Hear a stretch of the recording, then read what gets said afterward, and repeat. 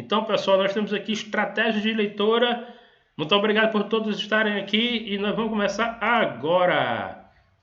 Estratégia de leitura, que também é chamada em inglês instrumental, não tem nada a ver com música, certo? Instrumental é porque é uma forma light, uma forma básica, não vai adentrar muito na leitura. E por falar em leitura, nós temos aqui os níveis de compreensão da leitura. E nós temos a compreensão geral, né? Quando apenas observamos um texto rapidamente para obter a ideia geral do texto. A compreensão de ideias principais, né? Quando buscamos não só identificar a ideia geral, mas também compreender os argumentos ou as ideias principais, sem, contudo, nos determos a detalhes.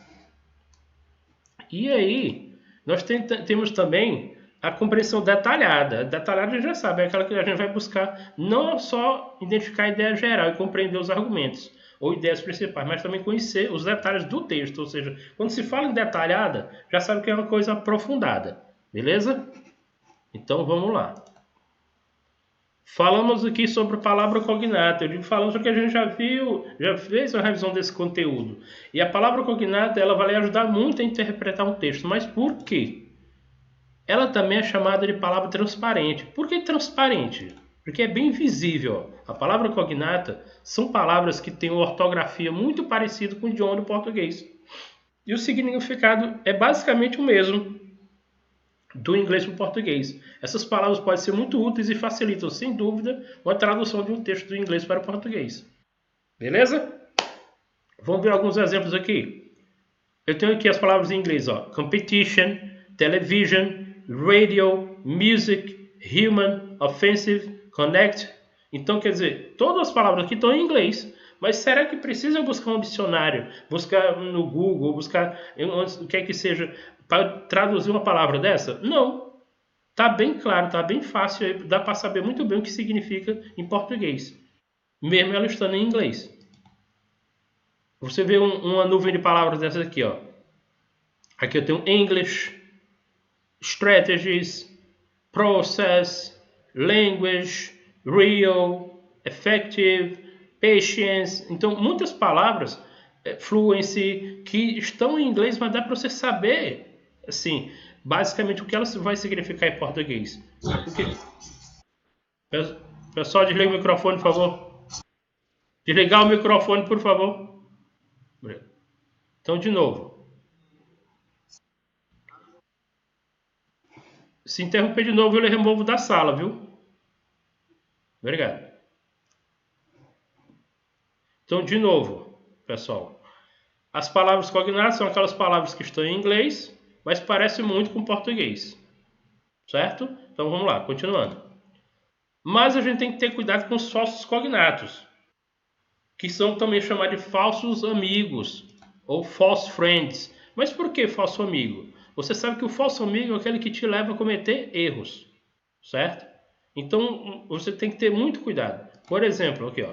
A gente tem alguns falsos cognatos aqui, alguns falsos amigos. Eu tenho uma palavra aqui, novel, que não é novela, significa romance. Eu tenho uma palavra push, que não é puxar, é pressionar, empurrar. Eu tenho uma palavra prejudice, que não é prejuízo, é preconceito. Realize, que não é realizar, é acreditar.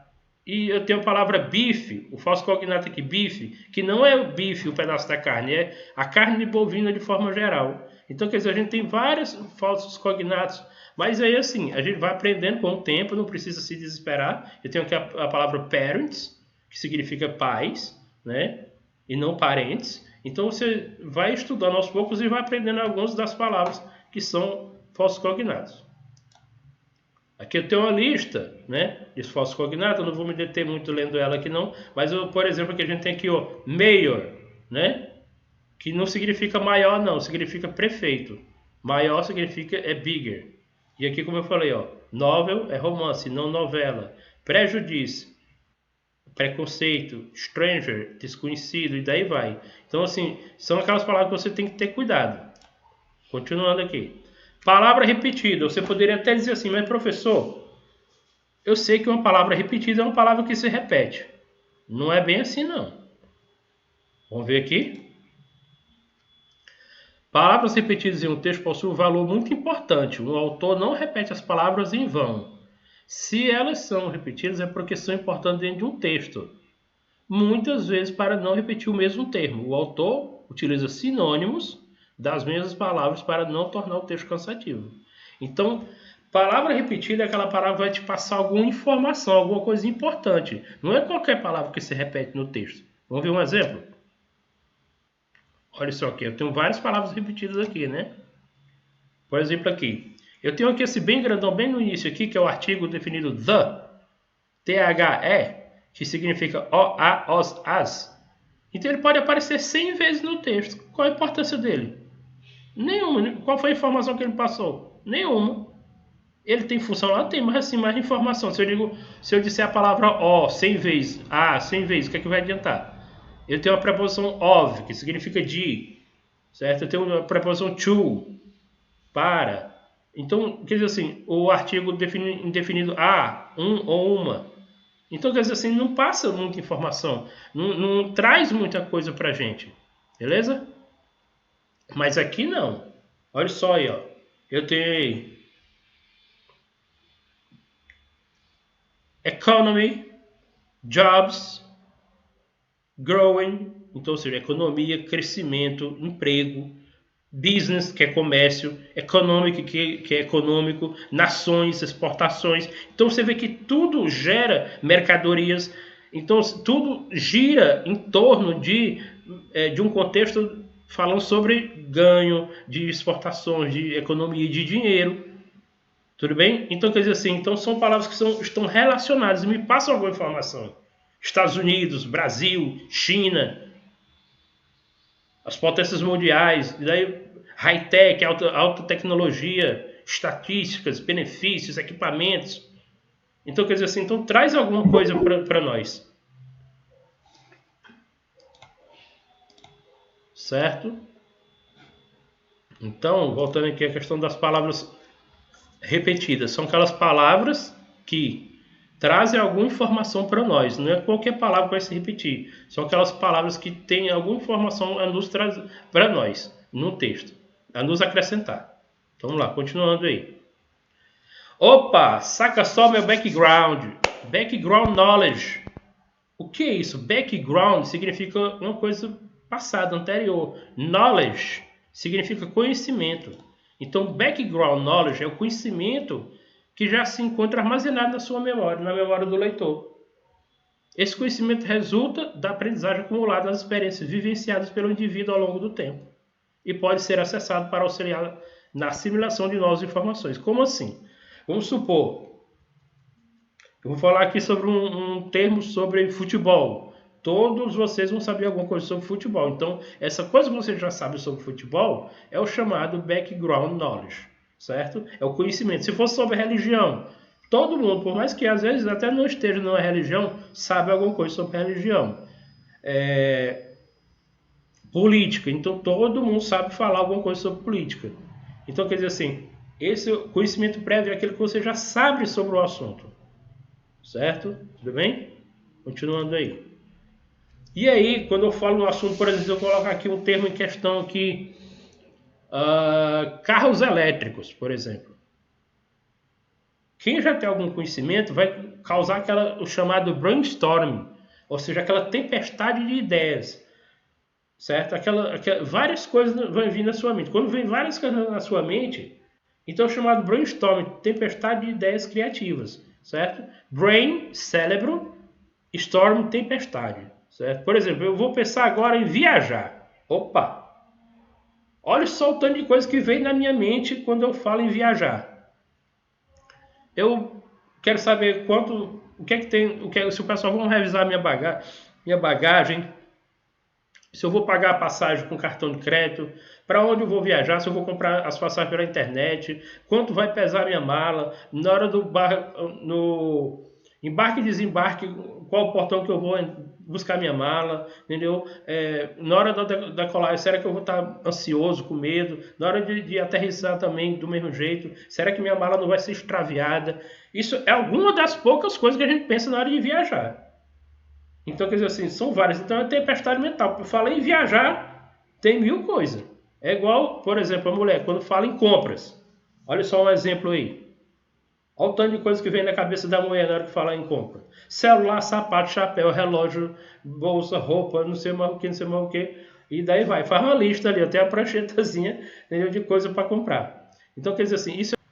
Então dá aquele. Justamente isso que acontece no cérebro da gente. Dá aquele choque, as sinapses, certo? Vão dando aquele choque e trazendo as coisas para a nossa mente. Olha, você vai fazendo as chamadas conexões, né? O cérebro. Então, cada uma pessoa, na hora que ele vai ter uma ideia diferente, certo? Por exemplo, né? A questão do conhecimento prévio, já falou. Quando eu falo em casamento, olha o tanto de coisa que vem, né? A minha mente. Muita coisa. E aí diz que o casamento perfeito é apenas duas pessoas imperfeitas que se recusam de existir um do outro. Muito lindo, não? O amor é com P. Paciência, paixão, perdão, permanência e perseverança. Olha quem tá aí. O Superman e a Mulher Maravilha. E o Hot Dog. Então, regras para o brainstorming. Regras para a tempestade mental. Uma conversa por vez. Então, todo mundo tem as suas ideias? Beleza. Mas vamos botar aqui no papel, uma ideia por vez. Segundo item. A quantidade importa. Ou seja, quanto mais ideias, melhor. Certo? Terceiro item. Construa sobre a ideia dos outros. Então, você vai montar um projeto, vai fazer alguma coisa. Você não vai reinventar a roda. Certo? Você não vai trazer nada inédito. Você vai trazer algo que alguém já fez, só que de uma forma diferente. Por exemplo, eu estou dando aula de inglês, usando as tecnologias, então não é que ninguém usou tecnologia, mas não usou da forma que eu estou usando, por exemplo, né? Então, quer dizer, outro já vai vir dar uma aula melhor do que eu depois. Então, ele já vai pegando ideias minhas e já vai melhorando. Do mesmo jeito que eu já peguei ideia de outros e vou melhorando, beleza? Quarto item, encoraje as ideias doidas. Ou seja, às vezes a gente está fazendo um projeto, está fazendo um trabalho, e alguém dá uma ideia e você acha que é loucura. E às vezes essa ideia é louca. Por exemplo, o cara que criou o Facebook. Não sei se vocês já viram o filme, mas ele foi contratado, ele estudava em Harvard, né? E da melhor universidade que tem no mundo, se situa nos Estados Unidos, essa universidade, e ele lá foi contratado para fazer um programa de computador para as pessoas, uma rede social. Ele fez do jeito que o cara pediu. E quando ele terminou do cara, entregou tal, direitinho do jeito que o cara pediu e fez e criou o Facebook. Aí o homem disse: não, mas você nos roubou e tudo. Ele disse: não. Vocês não pediram dessa forma aqui? Foi, tá aqui. Agora essa aqui é minha. Fui eu que fiz. Então, quer dizer assim, ele pegou em cima da ideia do outro e fez a dele. Os outros não tinham tanta ideia, não tinham ideia doida, né? O item 5, seja visual. Ou seja, a gente está mostrando aqui imagens, né, textos, vídeos, que dá para você entender a ideia da pessoa. Mantenha o foco, ou seja, foco fique no assunto proposto.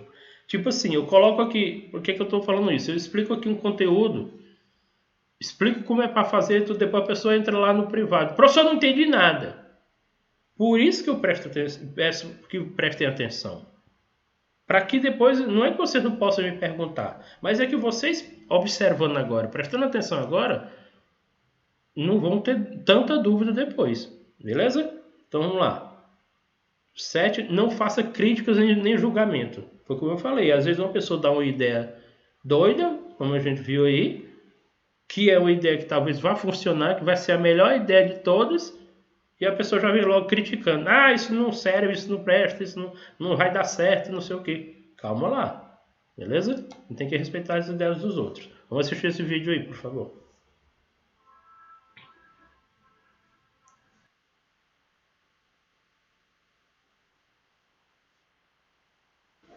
Beleza? Então você vê aí, né, que ele puxou todo o background, né, conhecimento prévio aí. Skimming. Pessoal, skimming é uma das estratégias de leitura muito importante, então atenção nela aí.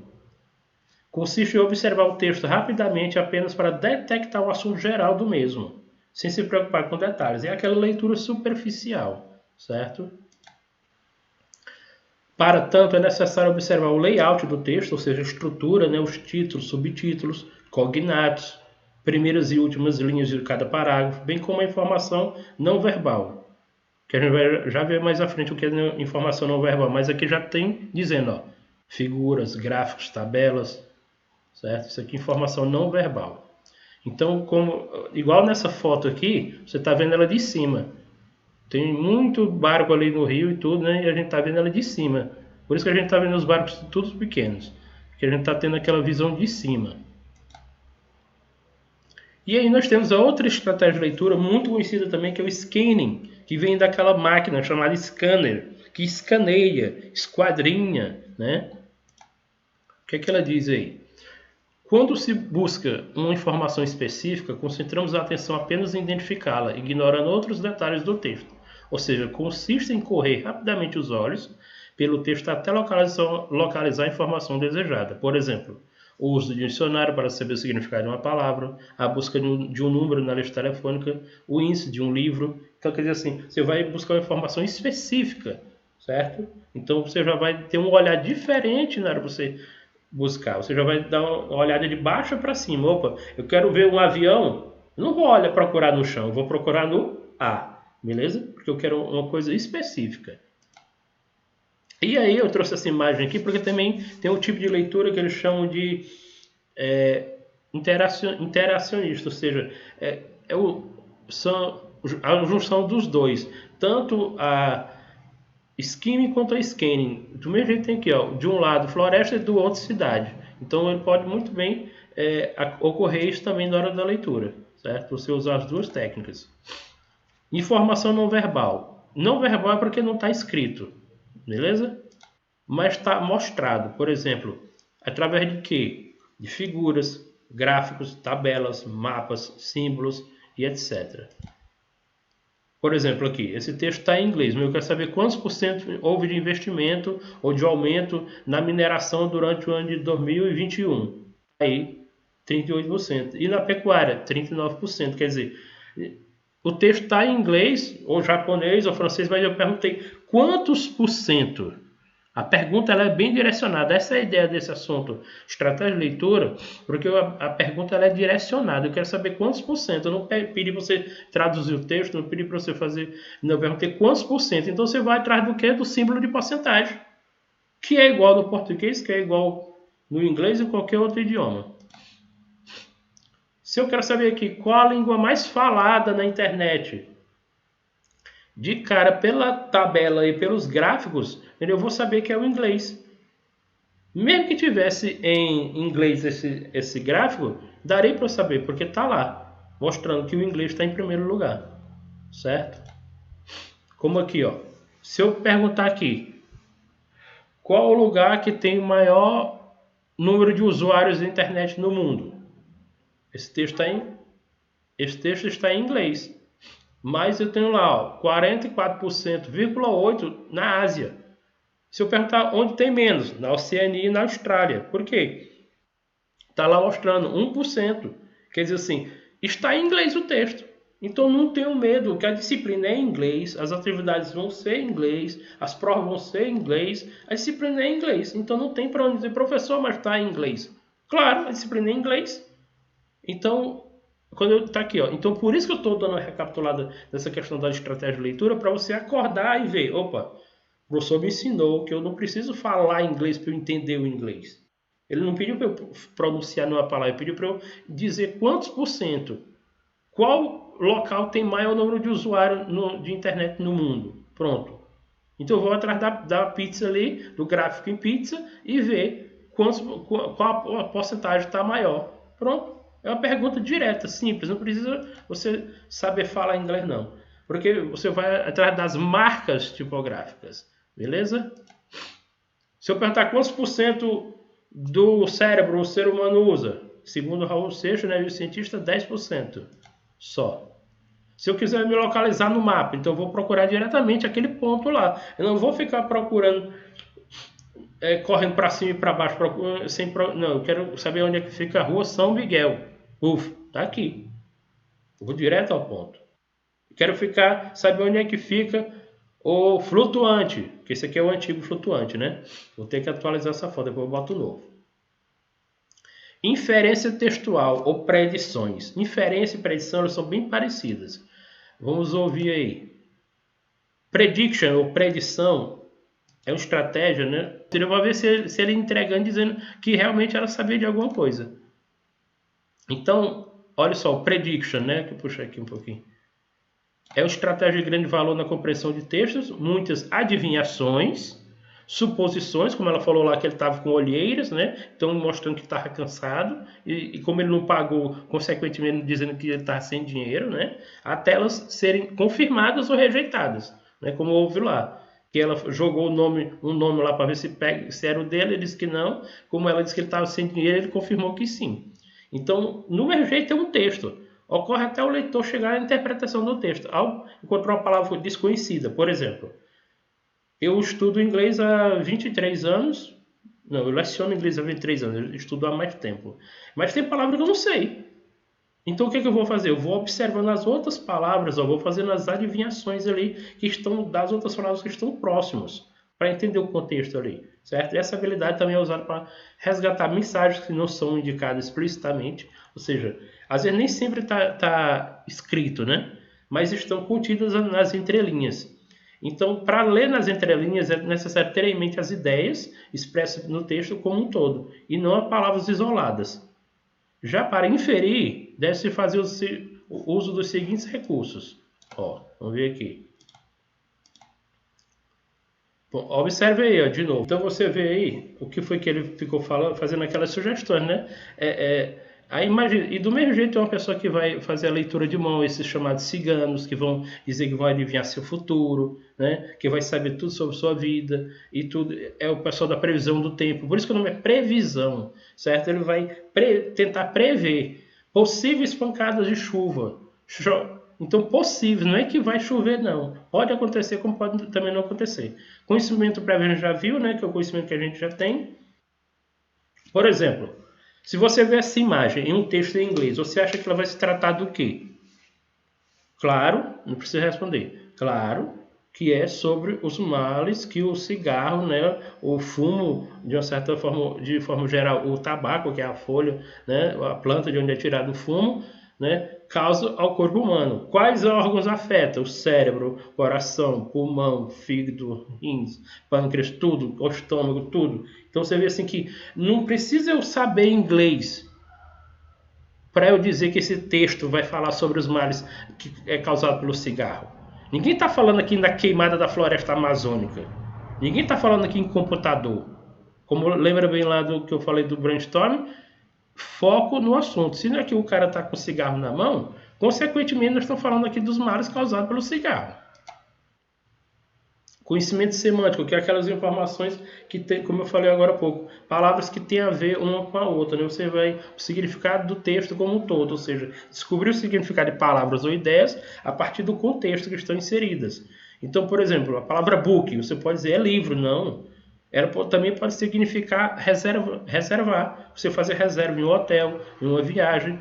Então, quer dizer, você vai ver em que contexto aquela palavra está inserida, aproveitando as informações que vêm antes e depois daquela palavra, que contribui para o sentido, construção do sentido geral ou global do texto. Então, como eu falei, você não sabe uma palavra, observa as palavras que estão ao redor para poder te ajudar a interpretar aquele texto. Contexto linguístico para saber se é um verbo, advérbio, substantivo e daí vai. Não linguístico é aquela questão que nós vimos dos chamados marcas tipográficas, né? Gravuras, figuras, tabelas, gráficos.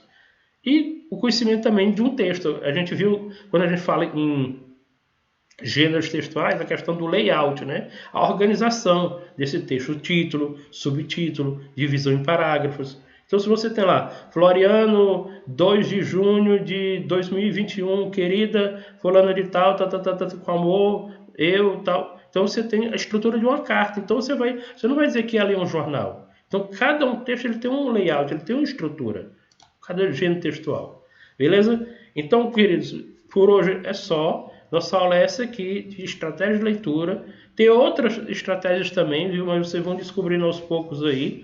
Espero, assim, ter ficado claro. Espero que tenha ajudado.